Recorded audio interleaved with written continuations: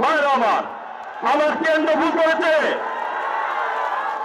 আমার সেন্ট্রালের নেতারা ভুল করেছে, বাট আমার বিশ্বাস আমার প্রিয় নেতা বাংলাদেশ জাতীয়তাবাদী দলের ভারপ্রাপ্ত চেয়ারম্যান যারা তারেক রহমান কোন অবস্থানে ভুল করতে পারে না।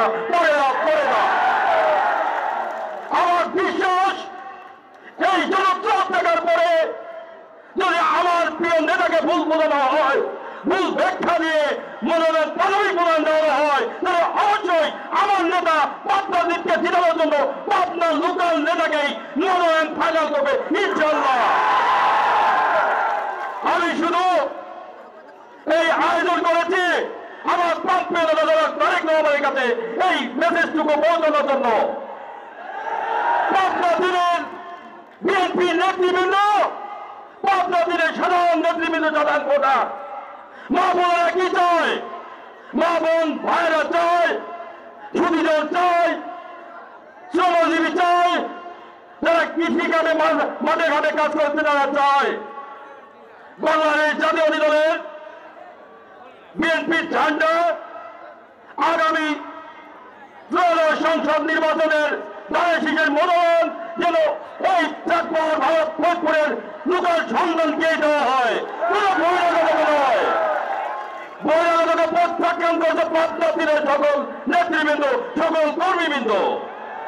ভাই আমার লাল কার্ড দেখিয়েছে সেই বহিরাগত মানুষকে।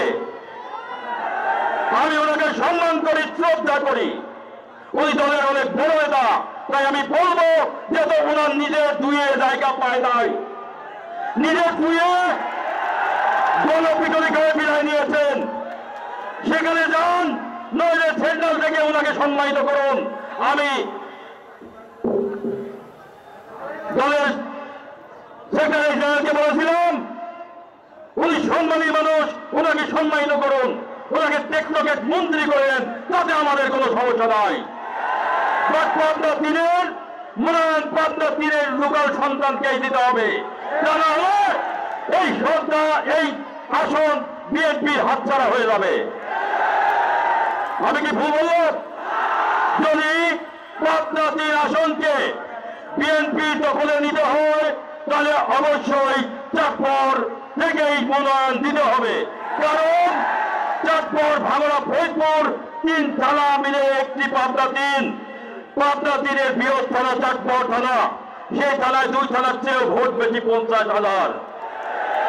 এখান থেকে আপনাদের বুঝতে হবে যদি চাঁদপুর থেকে মনোনয়ন না দেন তাহলে অবশ্যই এই সিট হাত ছাড়া হয়ে যাবে বিএনপির হাত থেকে।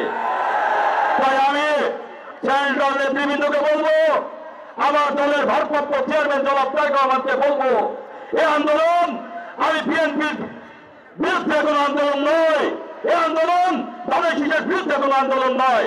আমরা বিএনপি করেছি দীর্ঘ 17টা বছর আওয়ামী লীগ সরকারের সঙ্গে যুদ্ধ করে গুলির ভয় পাইনি, জেলের ভয় পাইনি, আন্দোলনের সংগ্রাম করে গেছি। চাঁদপুরের মতো যে জায়গায় আন্দোলন করেছি, পুলিশের সামনে বুক পেতেছি। অতএব এখন চাই না আমার দল একটা আসন হারিয়ে যেন সরকার গঠন না করতে পারে, এইটা আমরা কখনোই চাইব না। আমরা চাই, মনে পড়ে বিশ্বাস করি বাংলাদেশ জাতীয়তাবাদী দল আগামী জাতীয় সংসদ নির্বাচনে সরকার গঠন করে দেশ পরিচালনা করবে। সেই সঙ্গে পাবনা তীরের এমপিও সংসদে বসবে এবং চাঁদপুরের লোকাল সন্তান হিসাবে চাঁদপুরের লোকাল সন্তানই সংসদে বসবে ইনশাআল্লাহ। বহিরাগত কোনো সন্তানকে আমরা মেনে নেব না।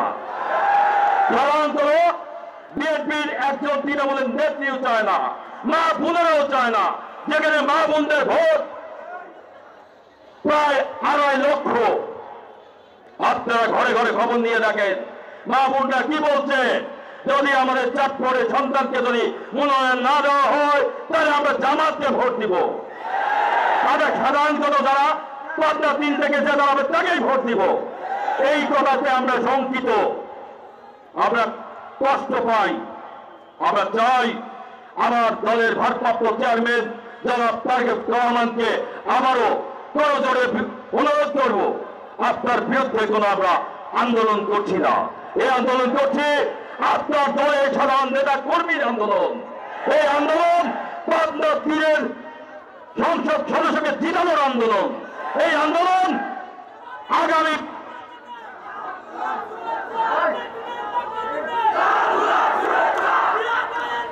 প্লিজ প্লিজ এই থামান না কেন?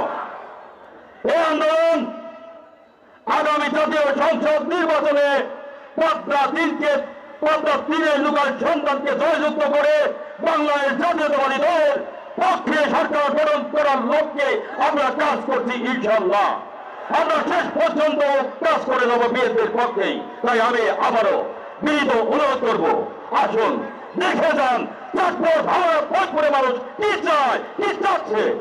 আমি সাংবাদিক ভাইদের মাধ্যমে বিনীত অনুরোধ করবো, আপনারা উঠায় ধরুন। যে আন্দোলন শুরু হয়েছে এই আন্দোলন থামানো নয়। বহু চিন্তা করেছেন আজকে এই আন্দোলন দমানোর, এই আন্দোলন ঠেকানোর প্রত্যেকটা ইঞ্জিনিয়ারের দুর্গ করার চেষ্টা করেছেন। আমি জানি আপনারা কিছুই করতে পারবেন না, কারণ পদ্মা তীরের সন্তান, পদ্মা তীরের সাধারণ ভোটার, পদ্মা তীরের বিএনপি নগণ্য একজন কর্মী চায় তার লোকাল সন্তানকে এমপি হিসেবে দেখতে চায়। আর তারই কারণে আজকে এই বালুচর মাঠ দেখেন, রোডে ঘাটে কোনো পা ফেরার জায়গা নাই, কানায় কানায় পূর্ণ হয়েছে। এখান থেকে যে বহিরাগত এসেছেন আপনি নিজে বুঝে নেন আপনাকে কিভাবে চাঁদপুর, ভাগড়া, ফরিদপুর তথা পদ্মা তীরের সাধারণ ভোটাররা আপনাকে কেবল লাল কার্ড দেখিয়েছে। আমি চাই আপনি পড়াশোনা করুন না করে, আপনি যদি দলকে ভালোবাসেন অবশ্যই দলের হাইকমান্ডকে আপনাকে বলতে হবে আপনি আমাকে এখান থেকে উঠিয়ে দেন। আপনি যদি দলের মঙ্গল চান তাহলে অবশ্যই পদ্মা তীর ছেড়ে চলে যাবেন, কারণ আপনাকে দিয়ে পদ্মা তীরের সংসদ সদস্য হিসাবে জিতানো সম্ভব নয়।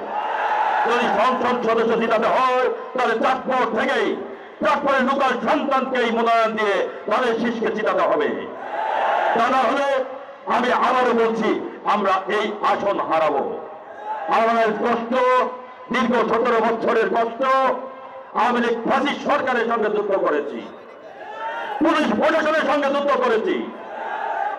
আজকে এই ভরাডুবি দেখার জন্য যুদ্ধ করিনি, দলের দুঃসময় যুদ্ধ করেছি, দলের সুসময়ে আমরা কাঁধে কাঁধ মিলে দলকে আরো এগিয়ে দেবো সে কারণে যুদ্ধ করেছিলাম, সে কারণে মামলা খেয়েছিলাম, সেখানে জেল খেটেছিলাম, সেখানে পুলিশ সামনে মুখ পেতেছিলাম, পুলিশ আমার ভয় করেনি।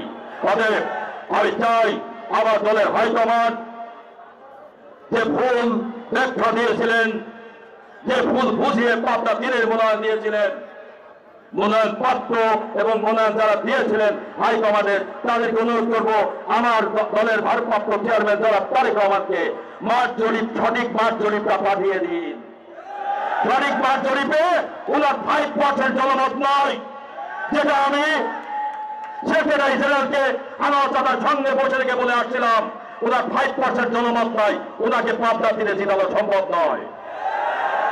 উনি বলেছিলেন তুমি আর আনোয়ার সাহেব আছো, আপনারা আমার আর আনোয়ার সাহেবের কথায় 2 সাহেবকে কি ভোট দিবেন?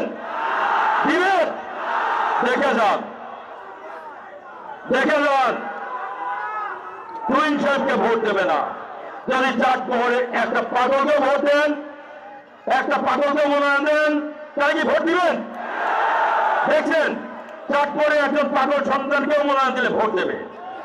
অতএব এই চাঁদপুরে দীর্ঘ আড়াই লক্ষ ভোটারের বয়স, সেই থানায় যদি আপনারা সম্মান না রাখতে পারেন, আওয়ামী লীগের মতো যদি বিমত সুলভ আচরণ করেন, তাহলে এই সিট হারাতে হবে। আমি আবারও বিনয়ের সহিত বড় জোরে আমার দলের ভারপ্রাপ্ত চেয়ারম্যান জনাব তারেক রহমান এবং দলের জেনারেল সেক্রেটারি সহ যারা মনোনয়ন বোর্ডে আছেন, দয়া করে অনুরোধ করবো আপনারা পদ্মা তীর থেকে 2 সাহেবকে উঠায় নিয়ে পদ্মা তীরের সন্তানকে মনোনীত করবেন, আগামী জাতীয় সংসদ নির্বাচনের ফাইনাল মনোনয়ন তাকে দিবেন। এই বলেই আমি আমার বক্তব্য শেষ করছি। হোক রাজাদের জিন্দাবাদ, তরুণদের অঙ্কা তারেক রহমান আসবে ফিরে ফিরে বেঁচে বাংলাদেশে ইনশাআল্লাহ।